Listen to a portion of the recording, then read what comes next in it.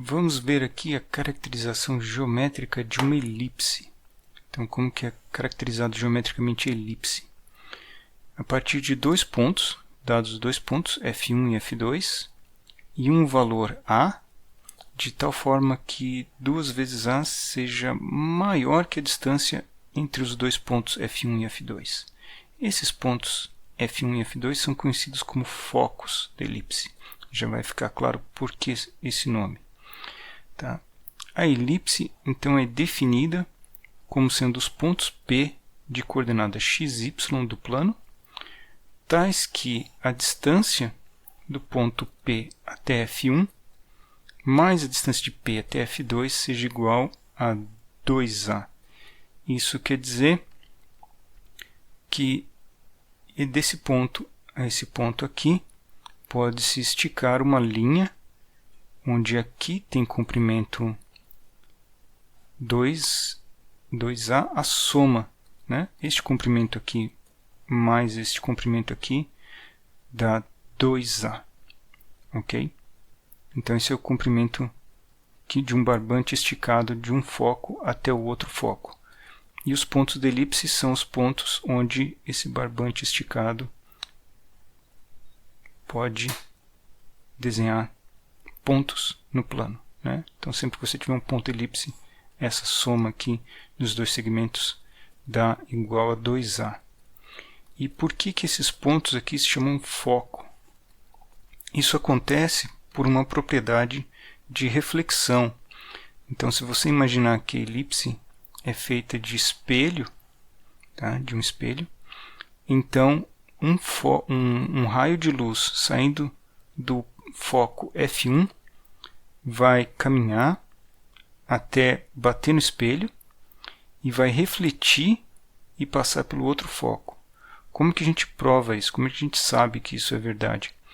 A gente consegue provar a seguinte propriedade, que se você pegar pelo ponto P uma reta aqui que é tangente à elipse, tá? Então este ângulo aqui e este ângulo aqui são iguais.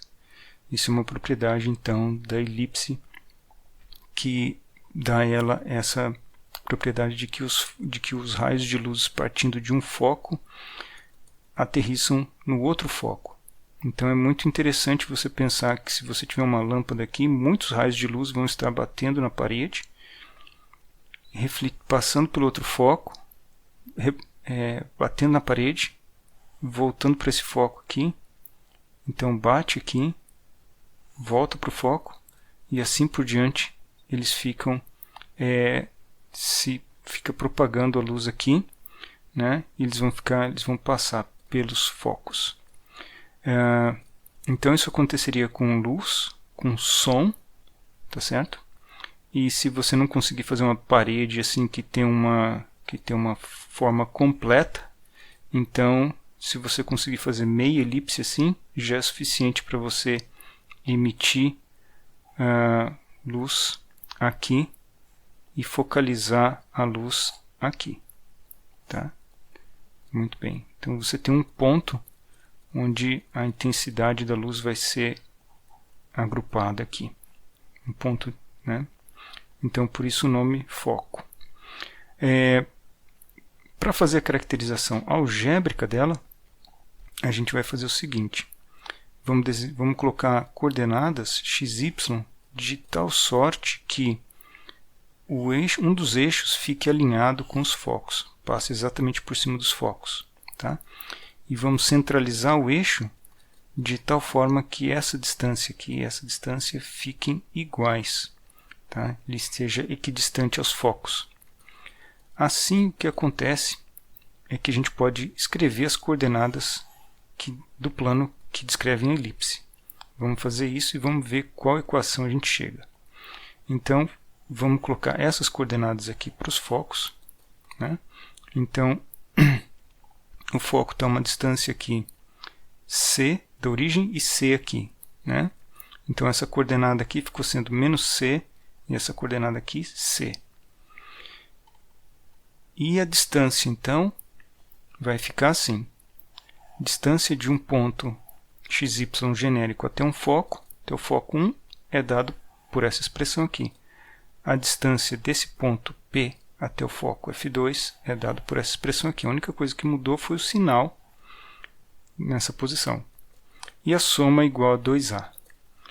Vamos simplificar essa expressão da seguinte forma. Eu vou fazer uma expressão onde não tem raiz quadrada. Eu vou passar isso daqui para lá, tá? De tal forma que do lado de cá eu fico só com uma das raízes. Foi essa raiz aqui que eu passei para o outro lado, essa raiz. Então, eu elevo os dois lados ao quadrado, de tal forma a eliminar uma das raízes.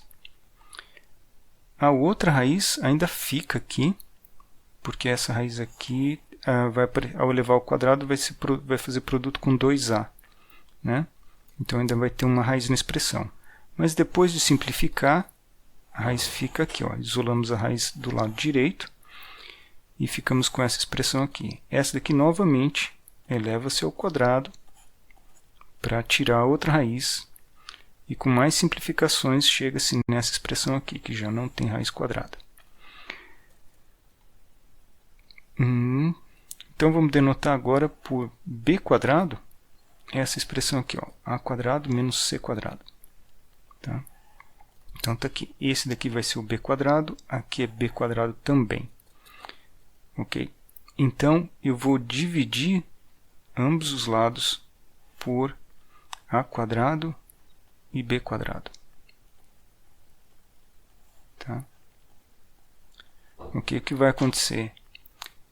B quadrado é esse termo aqui em cima, a quadrado cancela aqui, esse daqui cancela com esse, vai dar 1. E, portanto, a gente chega na seguinte expressão para elipse. Essa expressão aqui. Tá? A gente fica com x quadrado sobre a quadrado mais y quadrado sobre b quadrado igual a 1. Onde a gente fez essa conta aqui de tal forma que o a é maior ou igual a b. Tá certo? Só vai ser a igual a b se o c for 0. Tá? Porque se o c não for 0, o b é necessariamente menor que o a. Muito bem. Então a gente tem o seguinte desenho, né, para elipse. Ele está aqui, aqui estão os focos, o ponto extremo à direita e à esquerda, e o de cima e o de baixo. Está aqui as coordenadas. Esse daqui tem coordenada A no eixo X, menos A, e no eixo Y é B e menos B.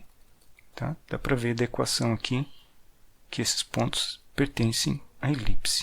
Então essa aqui é a forma reduzida da elipse, da equação da elipse. Um número muito importante é esse daqui, chamado de excentricidade. A excentricidade é a razão de C dividido por A. O que acontece num círculo perfeito? Né?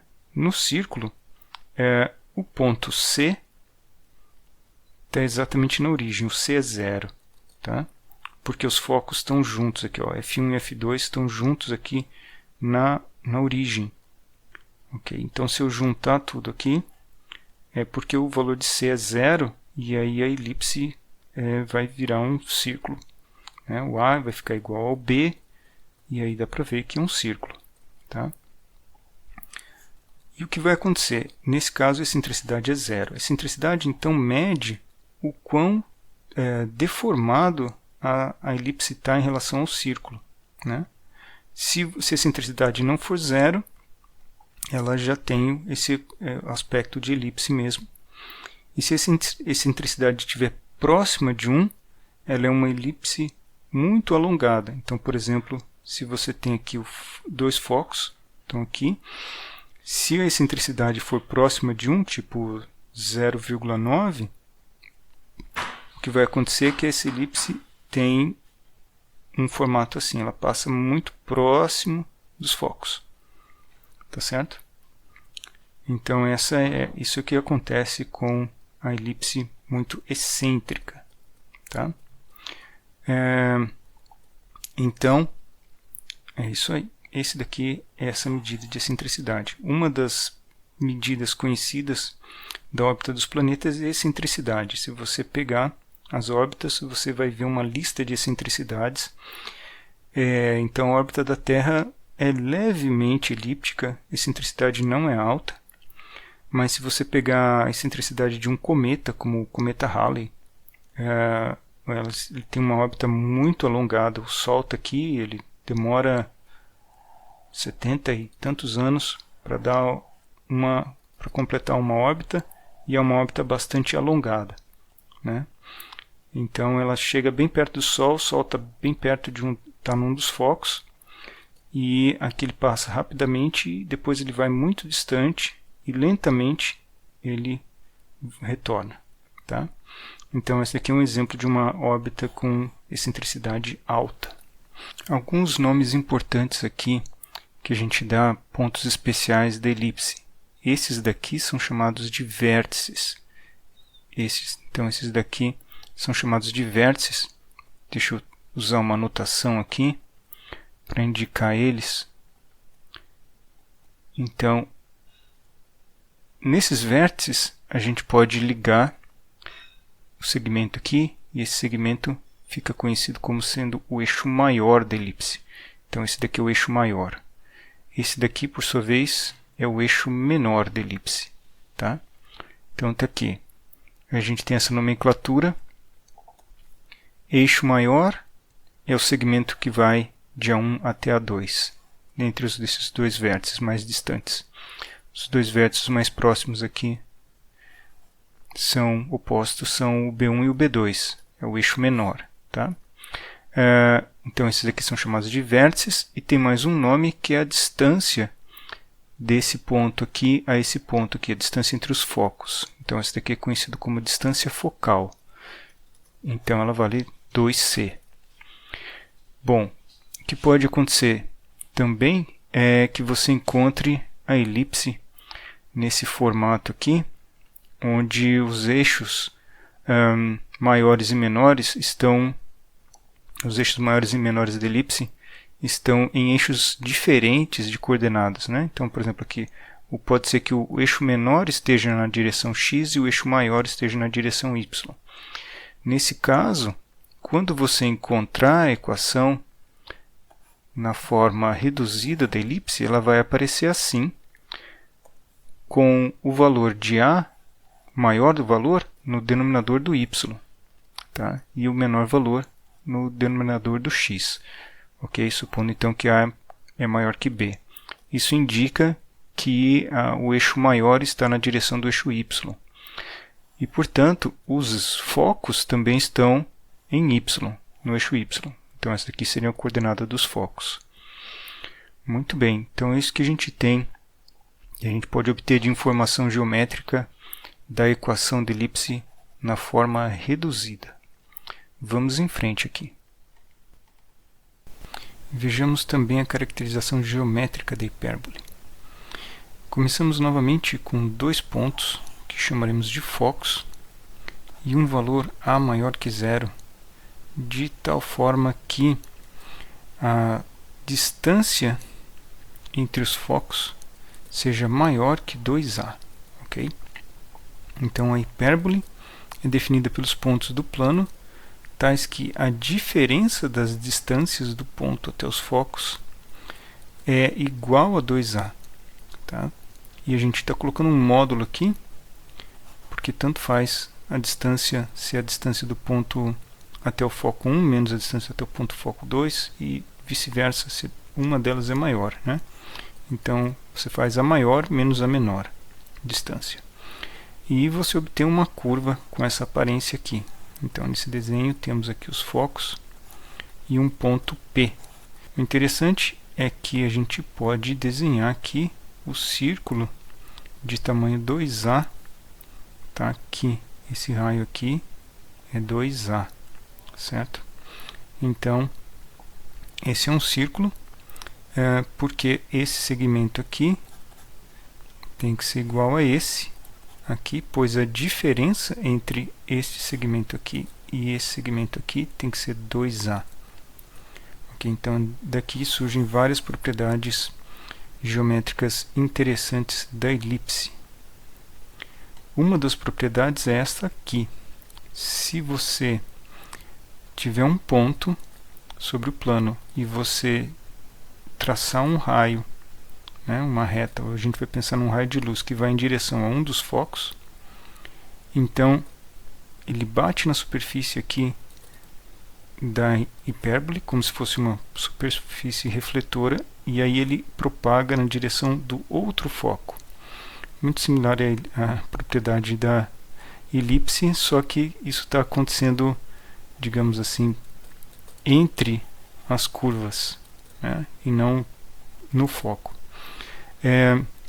Então a propriedade é que, se você notar que aqui tem uma tangente, né, e essa propriedade ocorre se você conseguir demonstrar, por exemplo, que esses dois ângulos aqui são iguais. Tá? Então, com um pouco de geometria no plano, é possível mostrar isso, que esses dois ângulos aqui são iguais, e, portanto, você tem essa propriedade de reflexão. Então, o raio vem na direção de um foco, bate, vai na direção do outro foco, ele bate e vai na direção desse foco aqui, né? Bate novamente, e assim ele fica rebatendo entre esses dois espelhos aqui, se for luz, né? Pode ser também som numa parede, por exemplo. Tá? Muito bem. Como que a gente faz uma expressão algébrica para caracterizar a elipse, a hipérbole?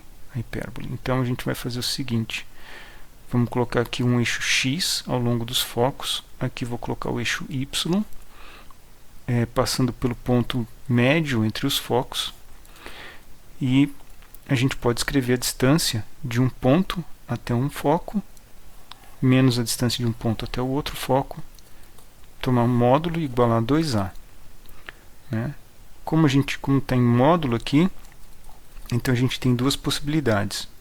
Ou a diferença é positiva, igual a 2a, ou negativa, igual a menos 2a, e a gente procede como antes. A gente pega uma das parábolas, passa para o outro lado, uma das raízes, passa para o outro lado, e agora da expressão resultante eleva-se ao quadrado e simplifica. Tá? Contas, chega-se nessa expressão aqui. Okay? Ainda tem uma raiz quadrada, que a expressão foi feita para que essa raiz quadrada ficasse sozinha de um lado, de tal forma que agora, elevando novamente ao quadrado, abrindo as contas, chega-se nesta expressão aqui. Novamente, introduz-se o valor b como sendo b quadrado igual a c quadrado menos a quadrado, no qual c é maior do que a, ok?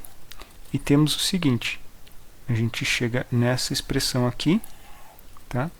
Porque aqui vai ser menos b ao quadrado, e aqui eu tenho b ao quadrado, né? Menos b ao quadrado também, desculpa. Então está aqui, ó, menos b ao quadrado. Dividindo os dois lados aqui, tudo por menos b quadrado a quadrado, menos b quadrado a quadrado, chega-se na simplificação que traz esta aqui, que é a forma reduzida da elipse. Tá? Porque o eixo X foi alinhado com os focos, então o sinal de menos está aparecendo aqui, na frente do y quadrado. Então está aqui, esses são os elementos geométricos da hipérbole e as coordenadas dele no plano. Né? Essa daqui é a relação entre A, B e C, e os focos estão aqui na posição menos C e mais C, ao longo do eixo X. Essas posições aqui, esses pontos aqui que pertencem à hipérbole, são chamados de vértices. Tá? Esse aqui é o vértice da hipérbole, aqui é o outro vértice dela. Então estão nas coordenadas A aqui e menos A aqui. E temos assíntotas. Então aqui vem assim uma assíntota. A hipérbole tem duas retas que são chamadas de assíntotas. São essas daqui, que estão passando pela origem, e elas vão se aproximar da hipérbole lá no infinito. Tá? Lá longe você vai ter essa linha aqui se aproximando da hipérbole, tá? E por isso que tem esse nome assíntota, é uma coisa lá longe. Assintoticamente, as duas coisas se aproximam. E a inclinação dessa reta aqui é dada por B dividido por A, tá? Então essa é a assíntota com inclinação positiva. Então é uma reta assim, y igual a B sobre AX. E ela aproxima tanto para o lado de lá como para o lado de cá. Aproxima essa folha aqui, esse ramo aqui da hipérbole. Tem também essa outra assíntota aqui, que aproxima-se dos ramos da hipérbole para lá e para cá. Essa é a assíntota onde a reta é dada por menos b sobre ax. Tá? Então está aqui. Essas daqui são as equações das retas assíntotas. Muito bem. Para elipse e para a hipérbole define-se a excentricidade. No caso da hipérbole, a excentricidade é maior do que 1. Para a elipse é menor do que 1. Tá? Mas o valor de C é esse daqui. Ó. Ok? Então esse daqui fica sendo C sobre A. No caso da hipérbole, o valor de C sobre A é maior do que 1. Okay? Então é a distância entre, que vem assim então a excentricidade, a distância razão entre o foco, o comprimento do foco, sobre o comprimento que vai até o vértice. Ok? Então C sobre A dá a ideia da excentricidade da hipérbole. Muito bem. Então, vamos em frente aqui e vamos ver o que acontece caso o sinal apareça trocado. Então, imagina que ao obter a equação na forma reduzida, em vez de obter essa forma aqui, o sinal de menos apareça, por exemplo, aqui, na frente do x. Tá? Okay? Não é só uma troca, não é só multiplicar por menos 1, porque se multiplicar por menos 1 tem um sinal de menos que vai no 1 também. Aqui convencionou-se que aqui esse 1 é positivo. Então, se eu trocar o sinal aqui, eu tenho uma curva numa posição diferente. Essa daqui, então, trocando o sinal, você vai trocar o papel dos eixos x e y. Tá?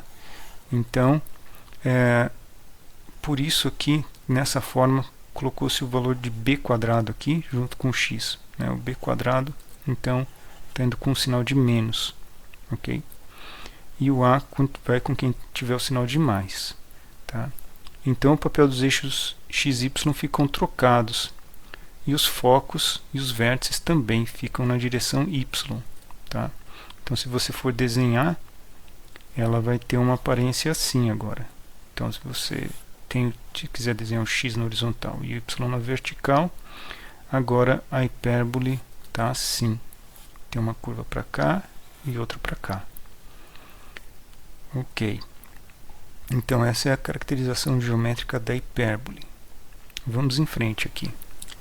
Vejamos aqui a caracterização geométrica da parábola.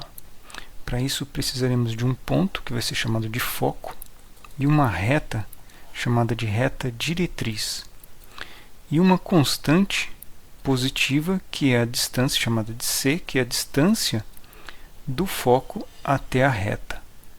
Tá? Então, como que são caracterizados os pontos da parábola? A parábola são os pontos tais que a distância de um ponto do plano até o foco é igual à distância desse ponto até a reta diretriz. Aqui. Então está aqui o foco e a de reta diretriz está aqui. E os pontos do plano onde essas distâncias são iguais são pontos da parábola. Tá? Então sempre que você tiver aqui igual isso daqui, isso é um ponto da parábola.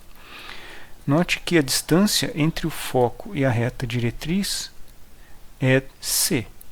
Chamamos de uma constante c aqui. Tá? Então esse ponto aqui que é chamado de vértice da parábola, divide o segmento no meio. Então aqui é c sobre 2 e aqui tem comprimento c sobre 2 também.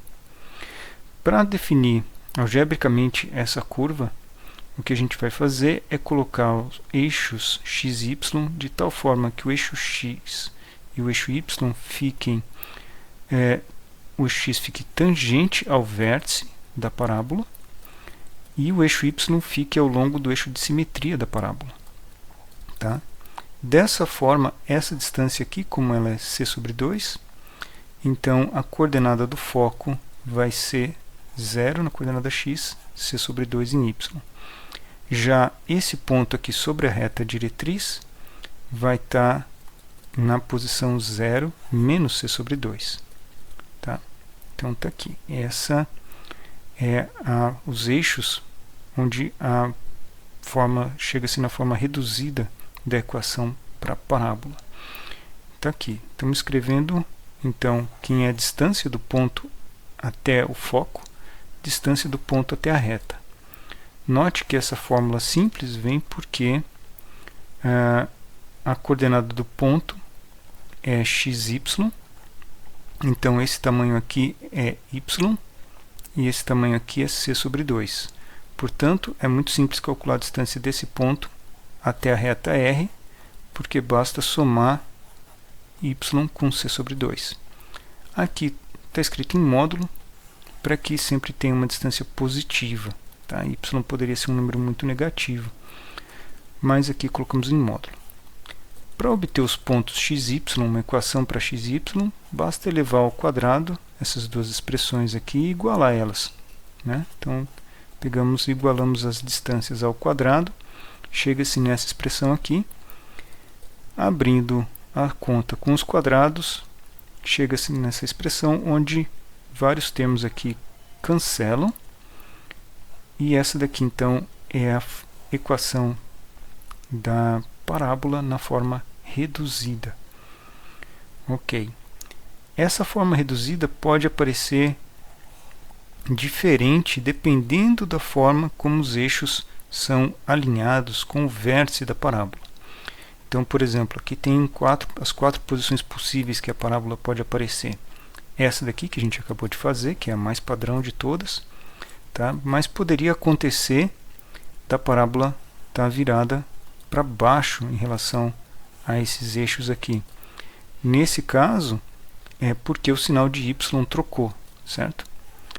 Okay? Como se você trocasse o coeficiente, ou você pode pensar que trocou o coeficiente do x², multiplicou isso daqui, né? Tem um menos aqui e menos aqui, né? De qualquer forma, você tem y igual a menos x² sobre 2c, então é uma parábola virada para baixo. Muito bem. E qual a outra posição que você pode encontrar? Ela virada em direção ao eixo x. Né? Então, se você, o eixo x está aqui no eixo de simetria e é o y que está tangente ao vértice. Nesse caso, obtém-se essa fórmula aqui, que é equivalente a essa daqui, só que com os papéis de x e y trocados. Tá vendo? Onde tem x aqui, aqui é y e vice-versa. Eles estão trocados de posição. Tá? É porque os eixos estão trocados também. E a mesma coisa aqui. Ó. Se a parábola estiver virada para cá, em relação ao eixo x, é porque esse, em vez de ser um sinal de menos, é um sinal de mais. Qual é a propriedade geométrica da parábola que torna ela fundamental do ponto de vista tecnológico? É o famoso espelho parabólico, ou antena parabólica. Se você tiver raios, podem ser de luz, né, luz visível, pode ser que você tenha ondas de rádio, de micro-ondas, né, incidindo sobre uma superfície que reflete esses raios. Então, ao bater na superfície aqui, esse raio é refletido em direção ao foco. Ok? Então, ele tem a capacidade de concentrar raios que estão vindo de longe e então batem todos o sinal, bate aqui e se concentra no foco. Essa propriedade se dá, por exemplo, porque se você pegar uma reta tangente aqui no ponto, né, então vamos pegar esse raio que vai incidir sobre o ponto P. Então, o ângulo que esse raio vai refletir, tá, é o ângulo em que esses ângulos aqui são iguais. Né, é assim que o raio reflete. E acontece que se esses ângulos forem iguais, então esse raio aqui sai exatamente na direção do foco. Tá? Então ele tem essa capacidade de concentrar um sinal que está vindo uma onda, que está vindo de um lugar muito distante, reflete na superfície e concentra-se no foco. Muito bem. Então essa é a propriedade fundamental da parábola. Vamos em frente, vamos ver mais alguns truques aqui que a gente precisa para trabalhar com as cônicas. Tá?